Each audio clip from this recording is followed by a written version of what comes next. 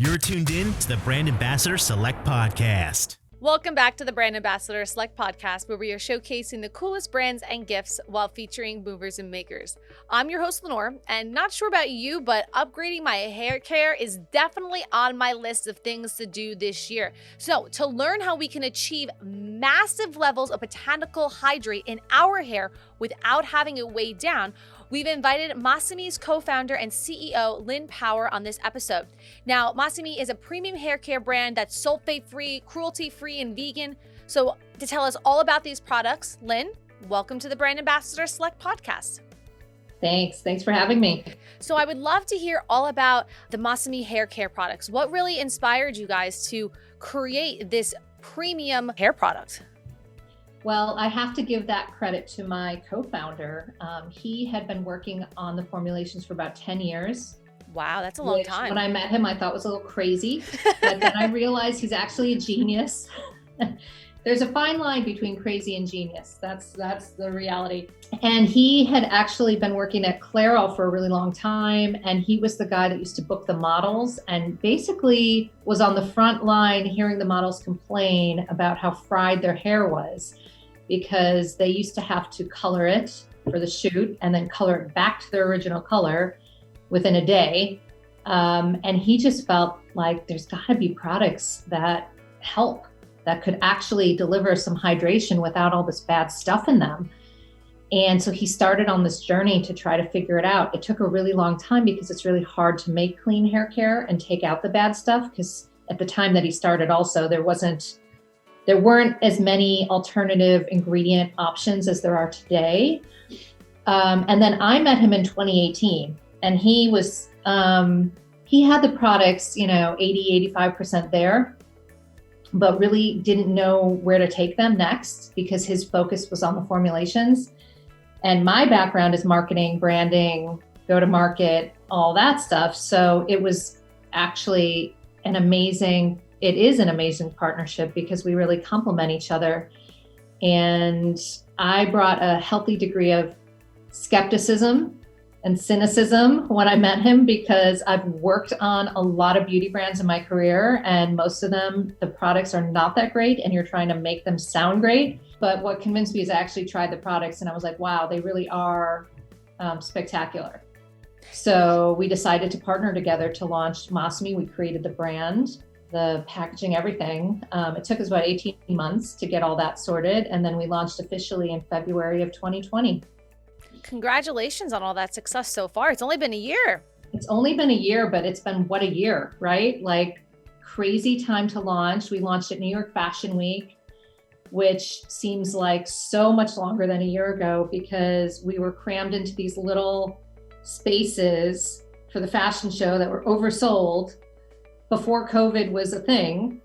And then it was just a few weeks later that, everything really went on lockdown. So yeah, it's definitely been a really interesting year on many levels.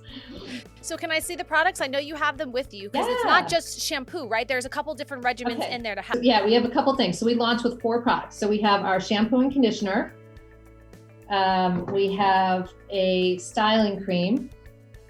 You can't really see. There we go. We have a shine serum. And then we just launched about 2 months ago our big old 32 ounce. They actually have a pump, but I ship them like this so they don't leak. These are our 32 ounce back bar sizes for salons. And actually we've had a lot of our repeat customers will buy the big ones. It's like the size of a small child. Like a loaf of bread, cradling. Yeah, it's quite large, but it's, we're trying to offer options that have less packaging, right? So that was one step. And now I'm really excited. We're launching a same shape and size as this, but ceramic refillable bottle. Okay. That comes with refill pouches that you can fill, and you'll never have to replace the bottle. So I'm super psyched. That launches in about a month. So I do have a minor question on my own personal hair issues, right? So I've tried a bunch of different products, but somehow the ones that hydrate my hair seem to still leave all my roots like super, super greasy, or within 24 hours, it's like, oh, I feel like I need to wash my hair again. Does your product kind of eliminate that factor? Yeah, I'm glad you're bringing that up. And I didn't even ask you to say that, which is That's amazing. the truth. I swear. We did not talk about this. Okay, my hair is very thin, as you can see. And as I've gotten older, it's gotten even thinner. And it's also colored because I highlight the crap out of it. So I have the same issue. So in the past, if I would use moisturizing products, my hair would look greasy because it's just the weight. So the trick for our formulations, there are two things we wanted to solve for. One is clean and high performing, which don't always go together. But the other was hydration and weightless, which also don't always go together. And the way we were able to solve that is through the way we infuse our ingredient. Our ingredient is our main ingredient. We have a lot of natural ingredients in our products that you would recognize, like aloe vera and blueberry extract and things like that. But our main ingredient is called makabu. It's a Japanese ocean botanical. And we actually get it from Northeast Japan from a family-owned seaweed company. And they harvest it, they dry it, they irradiate it, basically take out the germs, and pulverize it and send it to us as powder. And we make our products in Chicago. But the reason I'm bringing that up is because when you are able to put the powder into the formulations as opposed to an extract's like a concentrated liquid, it eliminates that heaviness that you're talking about. Because you can actually put more active ingredient in and it acts like a sponge without having the heaviness of the oils and the extracts. So that was how we solved for that. And actually, if you look at our products, you won't be able to see it on the screen, so I'm not going to attempt it. But if you looked at our styling cream and our conditioner, you would see little green specks, and that's the makabu powder. So that is one of the kind of cool benefits of our products, is that, they solve hydration, which is the number one hair issue people have.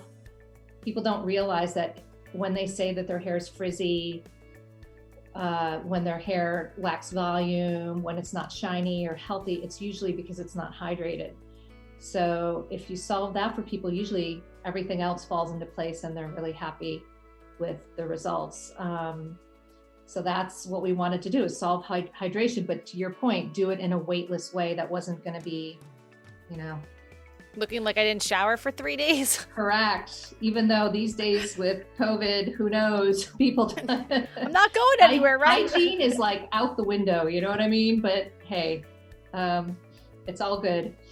So the 4 products that you have, is there a way that we should be using them? Is it shampoo, conditioner, serum, and what's our regular regimen should look like? I don't use the serum every day, and I don't use the styling cream every day. It just depends. Certainly the shampoo and conditioner, yes. And the shampoo is low foam, so you don't need a lot. That's another deceptive thing. Sometimes people will use a lot and it's just very rich, so you don't need a lot. But the shine serum is great when, like, your hair, when you're wearing it down, you want to just give it a little bit of manageability and gloss and shine. You just put a little bit on either towel dried or dry hair as like a finisher, and it just adds that extra dimension, and it actually pops your color, so it's really nice. I like the styling cream because I wear my hair like this most of the time, which is basically these kanzashi hair sticks. Can you see them? Yeah, I can. I use a pencil sometimes. Same thing. I do that when I'm desperate. I'll stick a pencil in there. But this is just an easier way to do like an up thing without having to deal with breakage from a ponytail holder, because that really can damage your hair. And I think it just looks a little more elegant than a ponytail, but that's just me. But this helps just this stuff, the flyaways. It just kind of keeps it all contained without it being stiff or hard or greasy or sticky.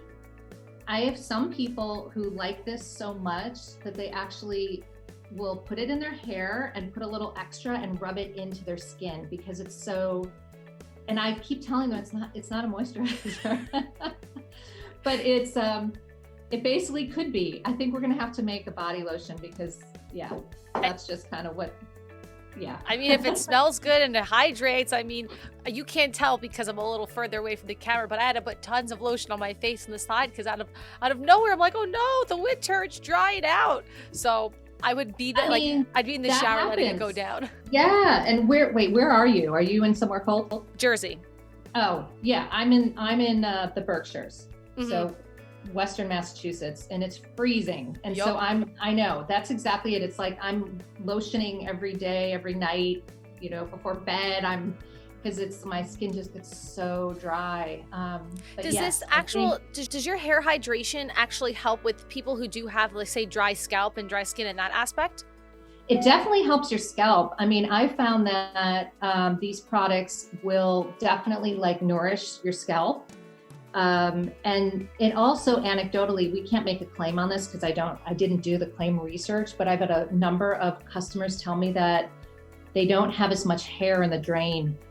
And I've noticed that too, because, I typically will have a clump of hair after I shower. Not so much. I'll have now 3 hairs. It's just, I just think it's kind of nourishes your follicles, but that's, like I said, that's anecdotal. I can't. We can try it for ourselves. Yeah, you can decide for yourself. But I just think it's the benefit of hydration. It's kind of logical that when your skin and your scalp are hydrated, and people don't realize how absorbent your scalp is too, by the way. It's 4 times more absorbent than the skin on your arms. Whoa.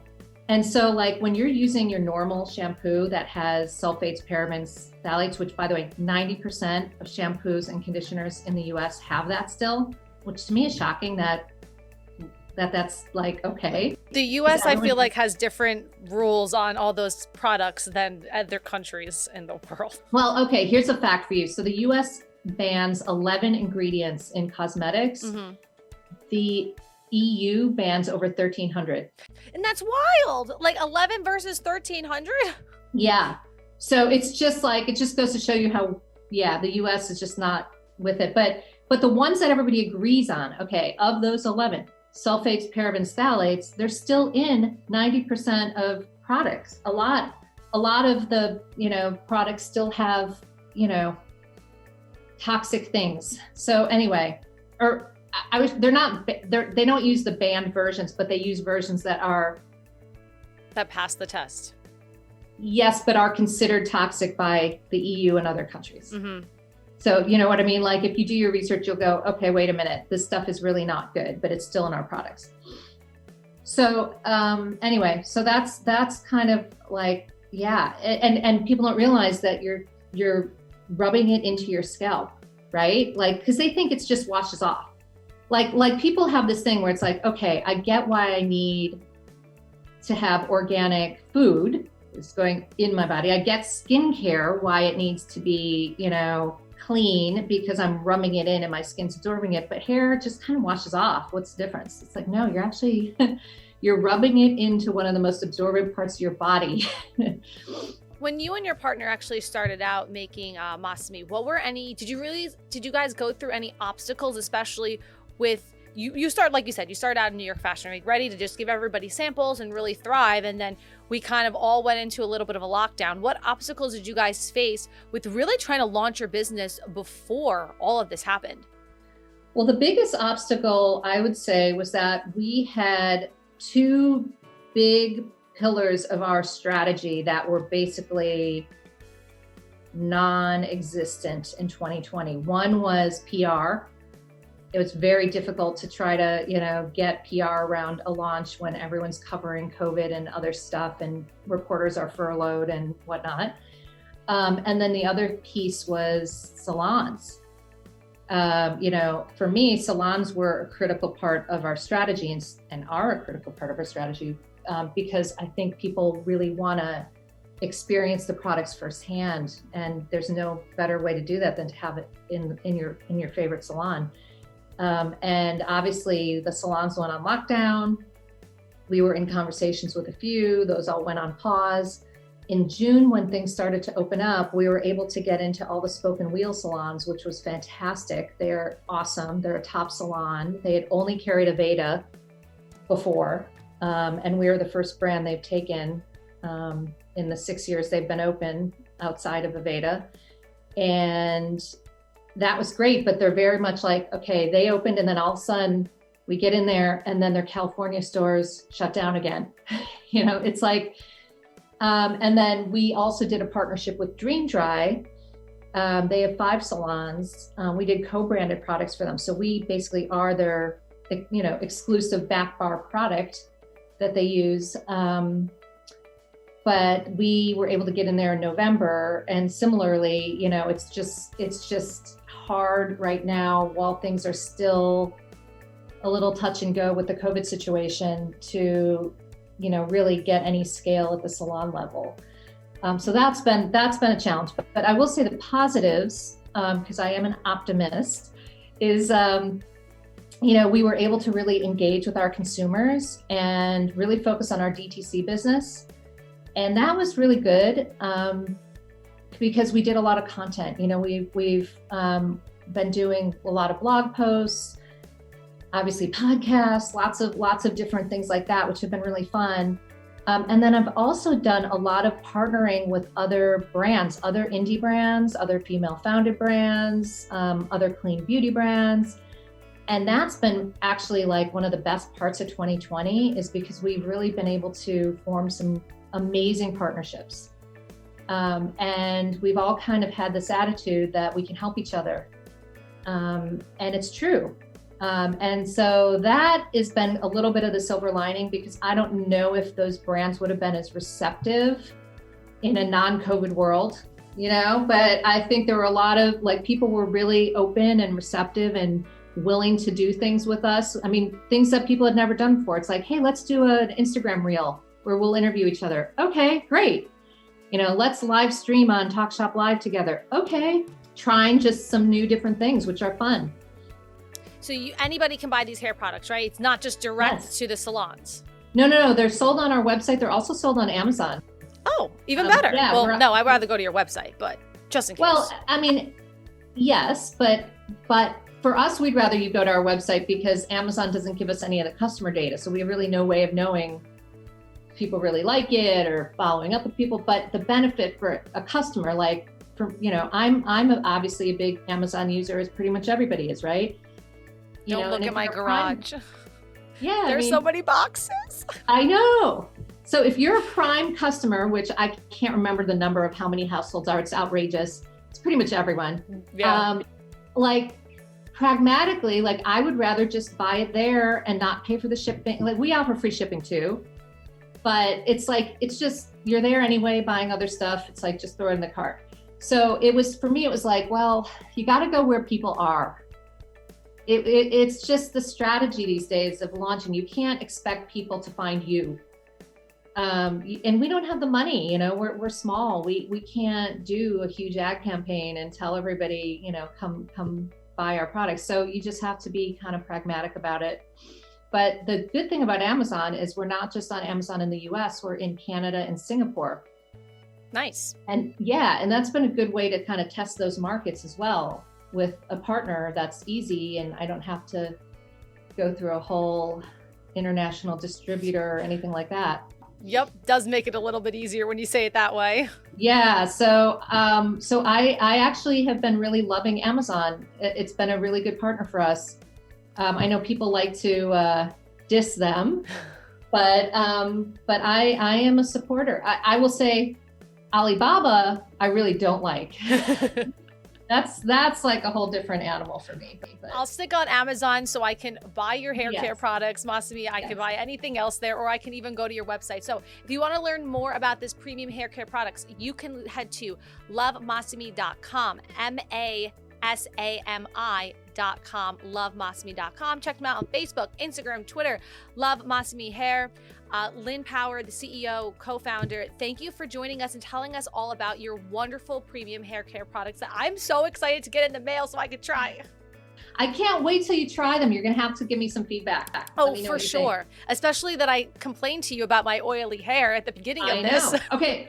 This is important though. When you use the conditioner, don't put it all the way to your roots. Okay. Yeah, because you put it like about an inch down, because that way it just keeps it from getting to it, because it's rich.